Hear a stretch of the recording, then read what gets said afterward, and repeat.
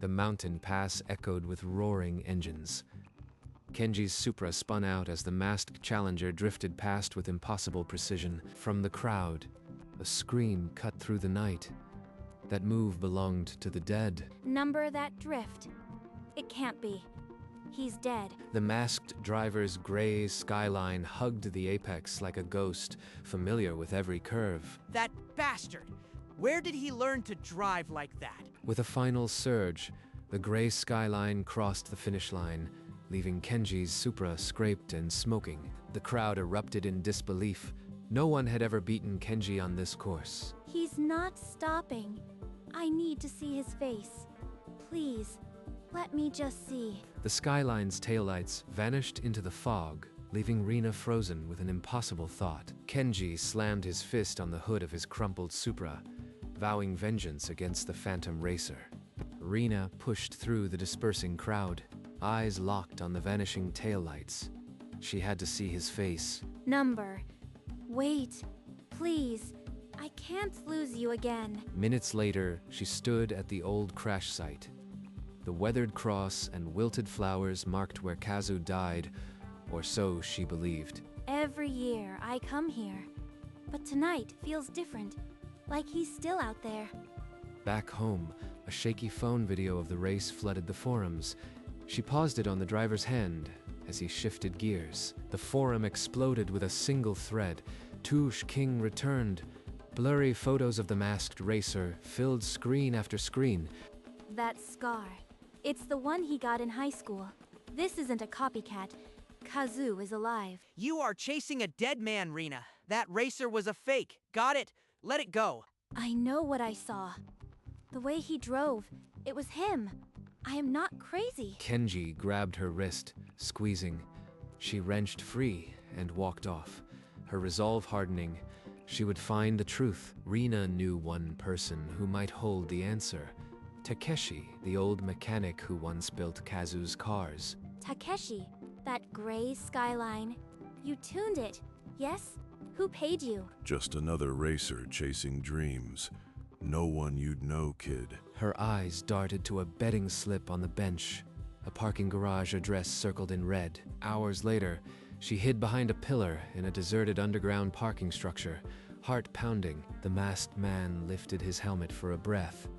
A scar carved across his left cheekbone. Kazu! His head snapped up. He scrambled into the skyline, and the engine roared to life. She chased the screeching tires, but his taillights vanished into the concrete labyrinth. You are both in danger if you keep digging. Let the dead rest, Rina. That night, Kenji summoned her to his penthouse. The glass walls made it feel like a cage. You've been snooping around, Rina. I warned you about chasing dead men. Across town, Kazu sat alone in a dim room, holding a worn photograph. His fingers traced her smile with aching familiarity. Seeing her after all these years, it wrecked me. But I can't stop now. Kenji's hand shot out, seizing her wrist. He yanked her closer. In his dim room, Kazu opened the racing forum. His fingers hovered over the keyboard before he began to type. If you mention that Phantom Racer again, I'll make your life hell. Let go of me. I am not your property. I'll take back my name, and when this is over, I'll take her back. He had clicked post earlier. Now, the Phantom Racer would return. The forum erupted. A new thread pinned at the top read, Phantom Racer challenges Touge King Kenji. Winner takes the crown. He's really doing this. Kazu, are you trying to destroy yourself? A dead man wants my crown? Fine. I'll bury his legend for good this time. Kenji accepted the challenge publicly, but behind closed doors he frantically called every contact to unmask his opponent. Rina slipped out past Kenji's watchful eyes. She headed straight for Takeshi's garage, desperation fueling her steps. Takeshi, you have to tell me. Is the Phantom Racer really Kazu? That scar on his face, the way he hates Kenji. You already know the answer, girl. Then it's true. He survived all these years just to come back for revenge. The official race was announced for 1 week later. The whole Touge community buzzed with anticipation. At the press conference tomorrow, I'll be there. I'll make him face me. The press event took place in a dim parking garage. The two cars displayed like caged beasts. The masked racer stood beside his skyline, silent. She pushed through the reporters, her eyes only on him. I know it's you, Kazu. The racer's shoulders tensed. You are mistaken. I don't know you. His voice cracked. Kenji lunged forward, his hand swiping at the helmet. Liar, show your face. Security dragged him back. Amid the shouting, the racer turned and strode toward the exit, helmet still on. Rina followed, chasing his silhouette through the concrete maze until he stopped near a dark corner. She caught him on an overpass outside, the city lights below. Kazu, just say it. He didn't face her. My name is Kaito. Walk away, Rina. For your own good. His hand, resting on the railing, was shaking. Beneath the helmet, the scar peeked out. Her voice broke, but her resolve hardened. If you won't tell me, I'll find the proof myself. She would sneak into Takeshi's garage tonight. Under the cover of midnight, Rina crept into Takeshi's dark garage, flashlight in hand. The only sound was her own thumping heart. I can't believe I am breaking into Takeshi's shop, but this is my only chance to know the truth. Behind a stack of old tires, a corkboard hid in the corner. Pinned to it were crash investigation photos and a handwritten plan signed K. Photos from that night, and a picture of Kenji cutting a brake line. He really did it. The swinging light bulb clicked on. Takeshi stood in the doorway, holding a wrench. Let's let the Friedensen wrench. I was afraid you'd come here. Kazu faked that crash because Kenji sabotaged his car. He wanted to protect you from him. He's been training for 5 years to expose Kenji. That race is his final move. Rina carefully pulled the photograph of Kenji's sabotage from the board, her hands trembling. I am not telling Kenji, but I have to reach Kazu. Please, Takeshi, help me. Takeshi hesitated, then pulled an old burner phone from his pocket. He won't like this, but you deserve the truth. A single message glowed on the burner phone. Meet me where we first kissed. Midnight, she stood on the foggy bridge, heart thundering. Footsteps approached. No mask this time. He stopped a few feet away, amber eyes glistening. You shouldn't have come, Rina. Rina thrust the photo at his chest, her voice shaking. You faked your death because of him? Kazu's voice broke. Kenji cut my brake line. He would have killed you too. I had to disappear. A crack of pain split the air. Her palm struck his cheek. I mourned you every single day. Then, sobbing, she grabbed his jacket and pulled him into a desperate kiss. He pulled back, forehead against hers. I never stopped loving you. That's why I have to race. I have to clear your name. Rina nodded, wiping her tears. Then I'll help you. Kenji won't suspect me. They clasped hands in a silent pact. The race would be their declaration of war. Kazu closed his eyes, pulling Rina into the past. He and Kenji were once brothers, building engines and chasing the same dream. But Kenji's jealousy twisted him. He wanted Rina's gaze and the crown on his own head. One night, Kenji slipped under Kazu's car with a cutter. A few hours later, brakes failed at the cliff. Kazu pulled himself from the wreckage, bloodied but alive. He stumbled into the forest and never looked back. For 5 years, the world believed he was dead. Rina mourned him at the very memorial she once visited. She pulled back in the present, tears fresh, and I fell for his lies. For 5 whole years. Across the city, Kenji stared at a screen. A tracker he'd planted on Rina's necklace showed her location, the bridge. He intercepted her the moment she returned home. His hand cracked across her cheek. You traitor! I'll tell the police. Kazu faked his death. Come back to me, or he rots in prison. Rina tore free and ran. Kazu's safe house was the only shelter now. The race was no longer just a race, it was survival. The safe house was a cramped room above a shuttered garage. Rina paced, her gear pendant swinging with each turn. Let's run, Kazu. Forget the race. I can't lose you again to a prison cell. If I run, Kenji wins forever. I'll clear our names on that finish line. He'll call the police the second you show your face. They'll arrest you for fraud. Then I'll tell the truth first. A journalist I know will publish everything right after the race. Kazu dialed an old contact. The journalist agreed to broadcast the evidence live the moment he unmasked. The night before the race, Kenji met a mechanic in the shadows of an alley. Cash exchanged hands. Make sure his brakes fail again. This time, no one walks away. The mechanic nodded, tucking the money into his jacket. He glanced around fearfully, then vanished into the night. Dawn broke over the Touge. Kazu stood by the garage door, helmet under arm. Rina held his arm, both staring at the mountain ahead. Kazu crouched by the skyline, his gut prickling. Underneath, the brake line hung like a severed thread. Takeshi, get in here. The fuel pump's tampered with too. Those bastards. Kenji's doing, I'd bet my life on it. We can fix this. I didn't train for 5 years to forfeit now.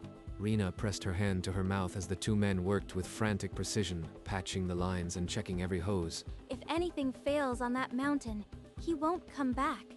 Not this time. Rina, I have to. I came back to end this. Trust me. Takeshi slammed the hood shut. The patch was rough, the fuel line uncertain, but it would hold for one race. The distant roar of the crowd grew louder as they trailered the skyline to the Touge's starting line. Kazu pulled on his helmet, visor hiding the scar. Rina squeezed his gloved hand one last time. The mountain waited. The flag dropped. Kenji's Supra launched forward, tires screaming, stealing an aggressive early lead. Inside the gray skyline, the patched fuel line hiccuped. Power surged, then dipped. 5 years ago, I crawled from the flames. I won't let a cut line stop me. He shifted, drifted through a hairpin, and closed the gap. The crowd gasping at the impossible lines. Come on, Kazu. Don't let him push you out. This corner, it's where I lost everything. Not today.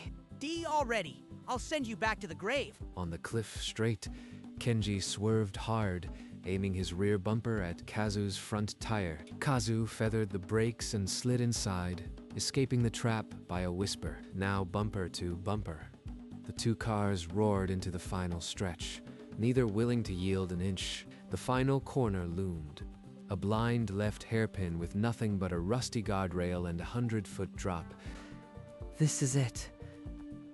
The same corner he tried to kill me on. I'll show him what I learned. Kazu flicked the wheel and yanked the handbrake. The skyline rotated, rear tires smoking, drifting past the Supra with inches to spare. Kenji's eyes bulged. He jerked the wheel too late.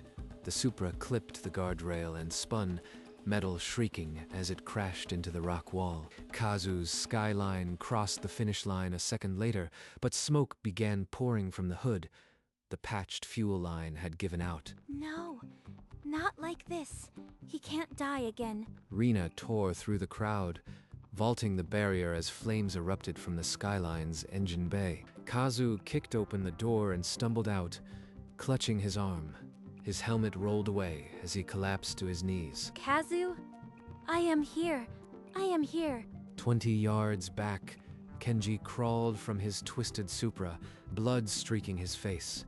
The crowd stood frozen in chaos as paramedics rushed in.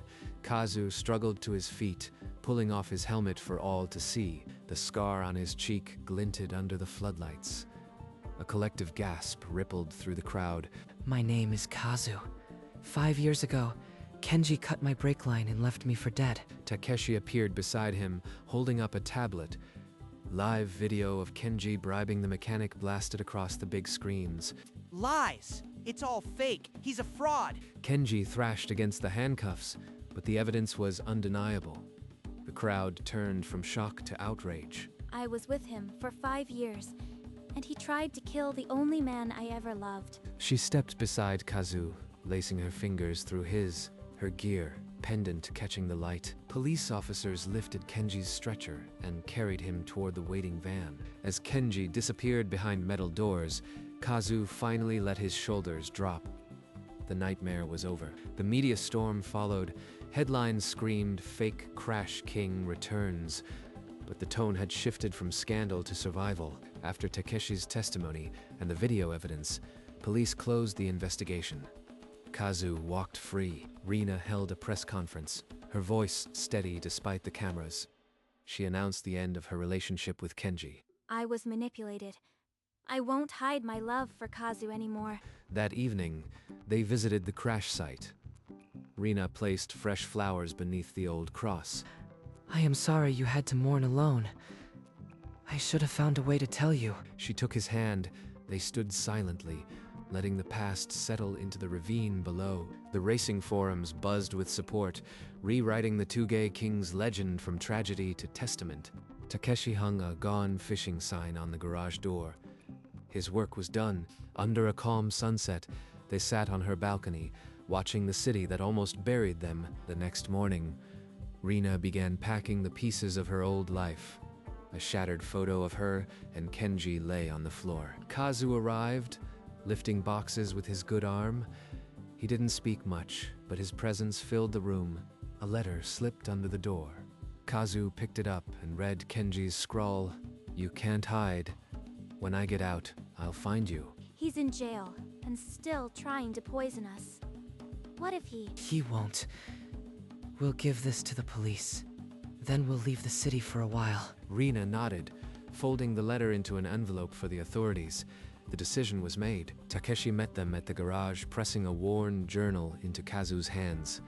"Write your own story now, kid." Thank you for everything. They loaded the last box into the car.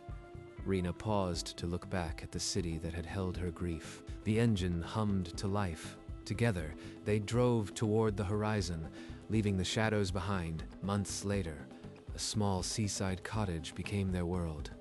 Kazu tuned fishing boats, greeting each dawn with grease under his nails. Rina converted the spare room into a tiny studio. She painted seashells and sold them online. His scar had faded to a silver thread. Some nights it still ached, and she would kiss it tenderly. One sunset, Kazu pulled a worn key from his jacket. The silver K glinted. I don't need this anymore. Take it. She closed her fingers around the cold metal, understanding without words. They came together in a soft kiss, the roar of engines replaced by the quiet rhythm of waves. When they pulled apart, the key dangled from her necklace, right beside the gear pendant. Together, they watched the sun melt into the sea, the past finally at rest. The racing king was gone. Only Kazu remained, and that was more than enough. They returned one last time to the old mountain pass. The memorial cross now stood surrounded by fresh blooms and sunlight. Rina knelt and added a small bouquet of forget-me-nots, her fingers brushing the weathered wood. Kazu unfolded a creased paper, his handwriting steady for the first time in years. To the boy who crawled from the flames, "You lived. Now go live." He tucked the note beneath a smooth stone, letting it become part of the place that once haunted him. The road below was quiet now, a simple ribbon of asphalt instead of a death sentence. Second chances are not roads you find. They are the courage to walk the same road without fear. Kazu no longer needed to race. He had already won by coming home. They turned away, but the cross remained, a marker not of death, but of resurrection. The engine was silent. The legend had ended, and that was the most beautiful victory of all. In a cold prison cell, Kenji sat on a thin mattress. A newspaper clipping crumpled in his hand. The article showed Kazu smiling by the sea, Rina beside him. A headline read, "Ex-racer finds peace." He gets a happy ending while I rot here. This isn't over. His knuckles whitened as he imagined their peaceful life, a growl escaping his throat. One day, I'll make them pay. But the iron bars held firm. No amount of hatred could bend them. A guard's voice sliced through the silence. "Lights out, Kenji.